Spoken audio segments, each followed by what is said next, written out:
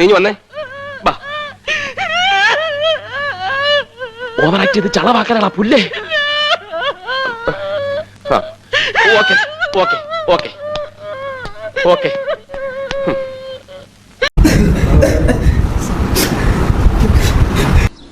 അടിവാതിലും തുറന്ന് വന്നിരിക്കാണ് കടവാവില്.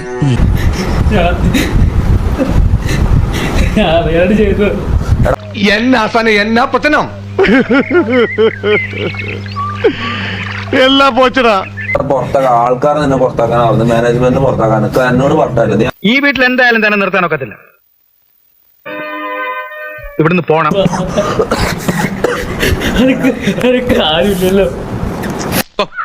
കൊറേ പൊണ്ണത്തടിയൊക്കെ ഉണ്ടെങ്കിലും ആള് വെറും മണ്ണുണ്ണിയാ.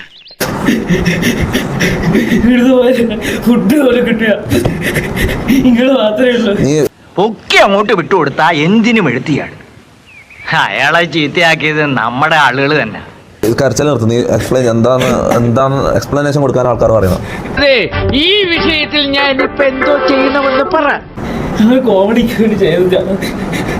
എന്റെ സാംസ്കാരിക നിലവാരം സ്വല്പമെങ്കിലും ഉയരുമെന്ന് ഞാൻ പ്രതീക്ഷിച്ചു. ഒന്നും ഉണ്ടായിട്ടല്ല. എല്ലാരും നിന്നെ പുറത്താക്കാൻ പറയുന്നു. എല്ലാരും നിന്നെ പുറത്താക്കാൻ പറയുന്നു. ഒരാൾ പോലും നിന്നെ പുറത്താക്കണ്ടെന്ന് പറയുന്നില്ല. ഒരാൾ പോലും പറയുന്നില്ല. പറ്റില്ലെങ്കിൽ ഇപ്പൊ ഇവിടുന്ന് ഇറങ്ങിയിട്ട് നീ ഒരു 130 കൊല്ലം കഴിഞ്ഞിട്ട് വാ. ഞാൻ ലൈവിലൊന്നും ചെയ്യൂല. ലൈവിൽ അല്ലെങ്കിൽ നീ ഒന്നും ചെയ്യണ്ട. നീ ലൈവിലില്ല മമ്മൂ. ഒരാവേശത്തിലെടുത്ത് ചാടി വേണ്ടായിരുന്നു അല്ലേ? വിട്ടവളി ആന പിടിച്ചാ കിട്ടൂ.